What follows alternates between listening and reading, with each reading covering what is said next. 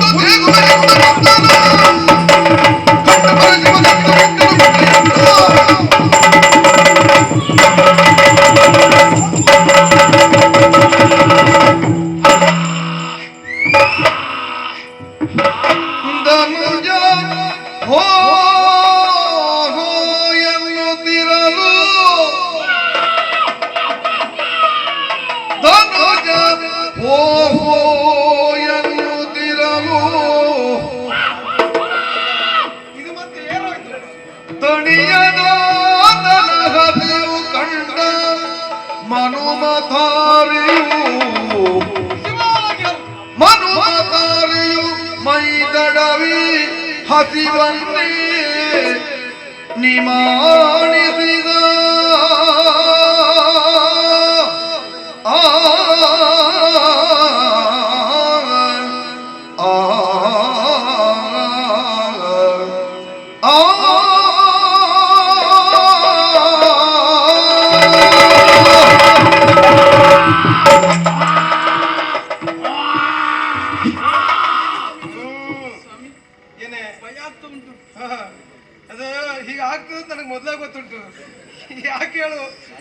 ನೀನು ಭಸ್ಮವನ್ನು ತಂದಾಗಲೇ ಏನೋ ಒಂದು ವಿಕಲ್ಪ ನಡೀಲಿಕ್ಕಿದೆ ಎಂಬುದನ್ನು ಅರ್ಥೈಸಿಕೊಂಡಿದ್ದೇನೆ.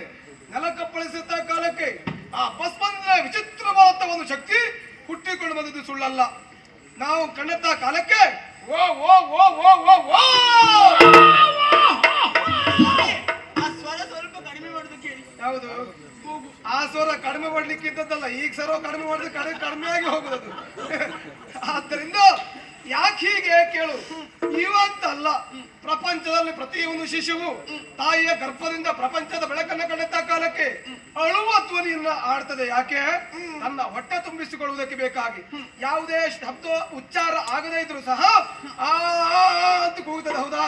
ಎಂಬಲ್ಲಿಗೆ ಅರ್ಥೈಸಿಕೊಳ್ಳಬೇಕಾದ್ರು ನಾವು ಹೇಗೆ? ಅದಕ್ಕೆ ಹಸಿವಾಗುತ್ತಾ ಇದೆ, ಹಾಗಾಗಿ ಬೊಬ್ಬೆ ಹಾಕ್ತಾ ಇದೆ. ಹಾಗಾಗಿ ಮೊದಲು ಹಸಿವನ್ನ ತಣಿಸಿ ನೋಡೋಣ, ಆಮೇಲೆ ಅದರ ಪ್ರತಿಕ್ರಿಯೆ ಹೇಗೆ ಬರ್ತದೆ ಅಂತ ನೋಡು.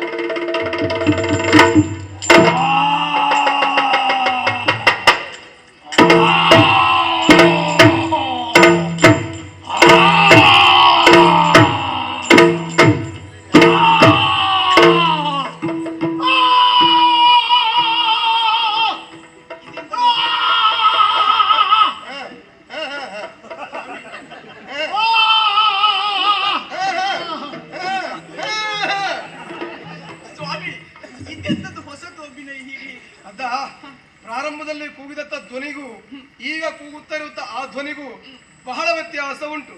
ನೀನು ಆವಾಗ ಕೇಳಿದ್ಯಲ್ಲ ಎನ್ನುವ ಹಾಗೆ, ಈಗ ನಿನ್ನ ಮಾತು ಸರಿ ಗ್ರಹಿಸಿದ, ಸ್ವಲ್ಪ ಸ್ವರ ಇಳಿಸಿದ, ಹೊಟ್ಟೆ ತುಂಬಿತು, ಹೊಟ್ಟೆ ತಣ್ಣಗಾಯ್ತು, ಮನಸ್ಸಿಗೆ ಸಮಾಧಾನವಾಯ್ತು. ಈಗ ಮಾತಾಡಬೇಕು ಅಂತ ಹಂಬಲ ಉಂಟು. ಜ್ಞಾನದ ಹಸಿವು. ಹೌದು, ಆ ಜ್ಞಾನದ ಹಸಿವನ್ನ ನಿವಾರಿಸಬೇಕಾದ್ದು ತಂದೆಯಾಗಿ ನನಗೆ ಅದೇ ಆದ್ಯ ಕರ್ತವ್ಯ. ಹಾಗಾಗಿ ಮೊದಲು ಅದನ್ನ ತಣಿಸೋಣವಂತೆ.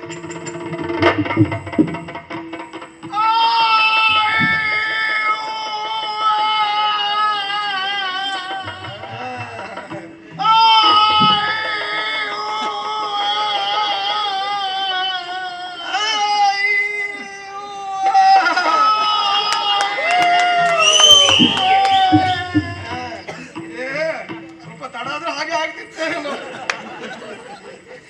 ಆಗ್ಲಿ, ಯಾಕೆ ಹೀಗೆ ಕೇಳು.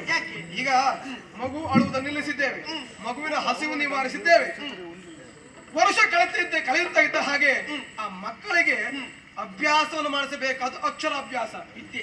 ಪ್ರಾರಂಭದಲ್ಲಿ ಆ ಎನ್ನುವಂತ ಅಕ್ಷರ ನಾಲಿಗೆಯನ್ನು ಉಚ್ಚರಿಸಲ್ಪಡುವುದು. ಆವಾಗ ಅಕ್ಷರಾಭ್ಯಾಸ ಮಾಡಿಸುವುದಕ್ಕೆ ಅನುಕೂಲವೂ ಹೌದು. ನೋಡುವ, ಅವನಿಗೆ ಮಾತಾಡಬೇಕು ಅಂತ ಹಂಬಲ ಉಂಟಲ್ಲ, ಆ ಅಕ್ಷರವನ್ನು ಬೀಜಾಕ್ಷರವನ್ನು ನಾಲಿಗೆ ಮೇಲೆ ಬರೆದು ಬಿಡ್ತೇನೆ ನೋಡುವ.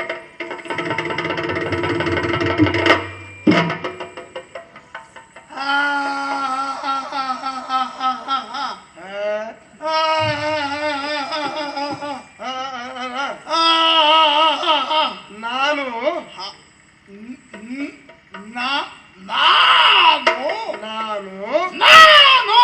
ಈ ಶೈಲಿ ಬರ್ಬೇಕು. ನಾನು ನಿನಗೆ ಅಪ್ಪ. ಏನ್ ಹೇಳ್ತಾನ ಅವನು? ಎಂತದ್ದೇ ಅದು ಹೇಳಿ ಸರಿಯಾಗಿ ಹೇಳಿದ್ರ? ಹೌದು, ನಿಮ್ಮ ನನ್ನ ಪ್ರತಿಧ್ವನಿಯೇ ನನಗೆ ಕೇಳಿಸಿದಾಗುಂಟು. ಇದು ನಿನಗೆ ಆಶ್ಚರ್ಯ ಆದದ್ದಲ್ವಾ? ಅದು ಹಾಗೆ ಅದು. ಯಾಕೆಂದ್ರೆ ಅವನಿಗೆ ಏನು ಅಂತಲೇ ಗೊತ್ತಿಲ್ಲ. ನಾನು ಯಾರು ಅವ ಯಾರು ಎಂಬುವುದ ಸತ್ಯವನ್ನೇ ಅವ ಅರ್ಥೈಸಿಕೊಳ್ಳಿಲ್ಲ. ಅದನ್ನು ಸರಿಪಡಿಸಬೇಕಾದ ಯಾರು ಗೊತ್ತಾ? ನಾವೇ ಇದ್ದೇವೆ ಅಲ್ವಾ? ಹಾಗಾಗಿ ನೀನು ನನ್ನ ಮಗ. ನೀನು ನನ್ನ ಮಗ. ಎಲ್ಲ ಹೆಚ್ಚು ಕಡಿಮೆ, ಎಲ್ಲ ಹೆಚ್ಚು ಕಡಿಮೆ, ಹೆಚ್ಚು ಕಡಿಮೆ ಆಗ್ತಿತ್ತು. ನೀನು ನನ್ನ ಮಗ. ಹಾಗಲ್ಲ ಮಾರಾಯ, ನಾನು ನಿನ್ನ ಅಪ್ಪ ಮಾರಾಯ. ಈಗ ಈ ಸಮಸ್ಯೆ ನಮಗೆ ತಂದು ಕೊಡ್ತಾ ಇದ್ದಾರೆ. ಹೌದು, ಇವನು ಸಮಸ್ಯೆ ತಂದು ಕೊಡೋದ್ರಲ್ಲಿ ಇಷ್ಟ ಆತಾವ. ಗೊತ್ತಾಯ್ತು ನನಗೆ. ಈಗ ಅದಲ್ಲ, ಹಾಗೆ ಹೇಳ್ಬಾರ್ದು. ಈಗ ಸರಿ ಮಾಡಿ. ನೀನು ನನಗೆ ಅಪ್ಪ. ಆದ್ದರಿಂದ ನಾನು ನಿನಗೆ ಮಗ. ಹೇಳು. ನೀನು ನನಗೆ ಅಪ್ಪ, ನಾನು ನಿನಗೆ ಮಗ. ನೀನು ಅಪ್ಪ, ನಾನು ಮಗ. ನಾನು ಮಗ, ನೀನು ಅಪ್ಪ. ಅಪ್ಪ ಮಗ, ಮಗ ಅಪ್ಪ.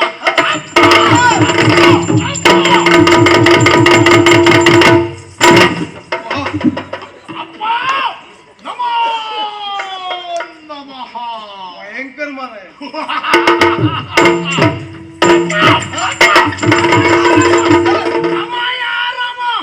ಅವ ನನ್ನನ್ನೇ ದುರು ನೋಡ್ತಾ ಇದ್ದಾನೆ. ಯಾರಮ್ಮ? ಇಲ್ವೋ? ಅವ ಅಲ್ಲ, ಅವಳು. ನಿನ್ನನ್ನೇ ನೋಡ್ತಾ ಇದ್ದಾಳೆ. ನನ್ನನ್ನು ನೋಡ್ತಾ ಇದ್ದಾಳೆ. ಅವಳು ಮಾತ್ರ ಅಲ್ಲ, ಇಲ್ಲಿದ್ದ ಎಲ್ಲವುಗಳು ನಿನ್ನನ್ನು ನೋಡ್ತಾ ಇದ್ದದ್ದು ಈಗ. ಅವಳು ನನ್ನ ಹೆಂಡತಿ. ನನ್ನ ಹೆಂಡತಿ. ಸ್ವಾಮಿ, ಆಗ ಅವನು ಅವ ಅಂತ ನನಗೆ ಹೇಳಿದ್ರು ನನಗೆ ಬೇಸರ ಆಗ್ಲಿಲ್ಲ. ಇದೊಂದು ಶಬ್ದ ಬೇಡ ಇತ್ತು. ಅಲ್ಲಿ ತಪ್ಪು ಮಾಡಿದ್ದೆ. ಅಲ್ಲಿ ಯಾರು ಕೇಳು, ನಾನೇ ತಪ್ಪು ಮಾಡಿದ್ದು. ಸರಿ ಮಾಡಿ, ఎవరు ಸರಿಪಡಿಸಬೇಕು. ಅವಳು ನನ್ನ ಹೆಂಡತಿ ಮಾರಾಯ. ಹಾಗಲ್ಲ, ಅವಳು ನಿನಗೆ ಹೆಂಡತಿ. ಅವಳು ನಿನಗೆ ಹೆಂಡತಿ. ಆದ್ದರಿಂದ ನನಗೆ ಅಮ್ಮ. ನನಗೆ ಅವಳು ನಿನ್ನ ಹೆಂಡತಿ. ಆದ್ದರಿಂದ ನನಗೆ ಅಮ್ಮ. ನಿನ್ನ ಹೆಂಡತಿ ನನ್ನ ಅಮ್ಮ.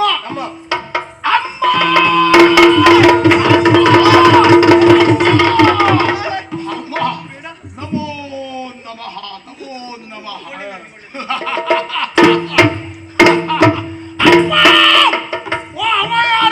ಯಾರು?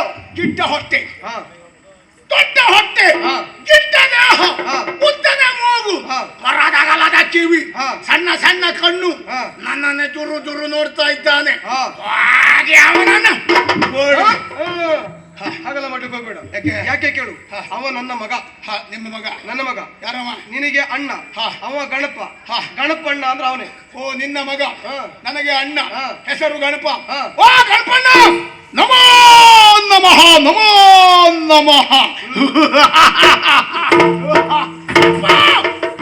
ಈ ಕಡೆಯಲ್ಲಿ ಯಾರು? ಬಿಚ್ಚು ಮಂಡೆ, ಭೀಕರಾಕೃತಿ, ಕೆಂಡದುಂಡ ಎತ್ತ ಕಣ್ಣು, ನನ್ನನ್ನೇ ತುರು ತುರು ನೋಡ್ತಾ ಇದ್ದಾನೆ. ಹಾಗೆ ಅವನ ಕಣ್ಣು ಕಿತ್ತು ಬಿಡ್ತೇನೆ. ಅವ ಯಾಕನ್ನು ನೆನೆ ದುರ್ಬಿಟ್ಟು ನೋಡ್ತಾ ಇದ್ದಾನೆ ಕೇಳು. ಯಾಕೆ? ಇದು ನನ್ನಂತೆ ಒಂದು ಹುಟ್ಕೊಂಡು ಬಂತಲ್ಲ ಇದು ಯಾವುದು ಅಂತ ಯೋಚನೆ ಮಾಡ್ತಾ ಇದ್ದಾನೆ. ಯಾರಮ್ಮ? ಅವನೇ ನನ್ನ ಮಗ ವೀರಭದ್ರ. ಓ, ನಿನಗೆ ಮಗ, ನನಗೆ ಅಣ್ಣ. ಅಣ್ಣ ಹೆಸರು ವೀರಭದ್ರಣ್ಣ. ವೀರಭದ್ರಣ್ಣ. ನಮೋ ನಮಃ, ನಮೋ ನಮಃ. ಅಮ್ಮ! ಓ, ಈ ಕಡೆಯಲ್ಲಿ ಯಾರವ? ಇವರಿಬ್ಬರು ಹಾಗೆ ಅಲ್ಲ, ನೋಡುವುದಕ್ಕೆ ಬಹಳ ಸುಂದರವಾಗಿದ್ದಾನೆ. ಯಾವುದೋ ಪಕ್ಷಿಯ ಸನಿಹ ನಿಂತುಕೊಂಡಿದ್ದಾನೆ. ಸುಂದರವಾದಂತಹ ಆಯುಧವೊಂದನ್ನು ಹಿಡಿದಿದ್ದಾನೆ. ಇವರೆಲ್ಲರಿಗಿಂತಲೂ ಮಿಕ್ಕಿದ ತಲೆಯನ್ನ ಹೊಂದಿದ್ದಾನೆ. ಅವ ಯಾರವ? ಅವ ನನ್ನ ಮಗ. ಇವನು ಮಗ, ಅವನು ಮಗನೇ. ಅವನ ಹೆಸರು ಷಡಾನನ, ಷಣ್ಮುಖ ಅಂತ ಕರೀತಾರೆ. ಅವನು ನನ್ನ ಮಗ, ನಿನಗೆ ಅಣ್ಣ. ಓ, ಷಡಾನನ, ಷಣ್ಮುಖ, ಕುಮಾರಸ್ವಾಮಿ ಇವನೇ. ಅಲ್ಲಿ ಬಳಿಯಲ್ಲಿ ನಿಂತದ್ದು ನವಿಲು. ನವಿಲನ್ನೇ ಅವ ಏರಿ ತಿರುಗಾಡ್ತಾ ಇದ್ದಾನೆ. ಓ ಸುಬ್ಬಣ್ಣ, ನಮೋ ನಮಃ, ನಮೋ ನಮಃ. ಸುಬ್ರಹ್ಮಣ್ಯ, ಸುಬ್ರಹ್ಮಣ್ಯ. ಇವರೆಲ್ಲ ಯಾರು? ಇವರು ಅವರೆಲ್ಲ ಹರಗಣಗಳು. ಹಗರಣ ಹೆಚ್ಚು ಕಡಿಮೆ ಆದ್ರೆ ಹಗರಣವಾಗಿ ಗೊತ್ತಾಗುತ್ತೆ. ವ್ಯವಸ್ಥಿತವಾಗಿದ್ರೆ ಹರನಗಣಗಳು. ಮೇಲೆ ಕಾಣಿಸ್ತಾ ಇರುವುದು ಆಕಾಶ, ಕೆಳಗೆ ಕಾಣಿಸ್ತಾ ಇರುವುದು ಭೂಮಿ, ಸುತ್ತಲೂ ಆವರಿಸಿರುವುದು ನೀರು. ಇದನ್ನೆಲ್ಲ ಸೇರಿಸಿದ್ರೆ ಪ್ರಪಂಚ ಅಂತ ಕರೀತಾರೆ. ಪ್ರಪಂಚ. ಅವನು ನಂದಿ, ಇವನು ಪ್ರಗುಟಿ, ಮೊದಲಾದವರೆಲ್ಲ ನಿನ್ನ ಅನುಯಾಯಿಗಳು. ಹಾಗಾದ್ರೆ ಅವರೆಲ್ಲರಿಗೂ ಕರೆಯುವುದಕ್ಕೆ ಒಂದೊಂದು ಹೆಸರನ್ನು ಇರಿಸಿದ್ದೀಯಲ್ಲ, ಈ ನಿನ್ನ ಮಗನಿಗೆ ಯಾವ ಹೆಸರು? ಈಗ ಕೇಳು. ಮತ್ತವಗೆ ಭಸ್ಮಾಸುರನೆಂದ ಬೆಸರಿಟ್ಟು, ಮತ್ತವಗೆ ಭಸ್ಮಾಸುರನೆಂದ ಬೆಸರಿಟ್ಟು, ಯಾವತ್ತೆಲ್ಲ ವಿಷಯ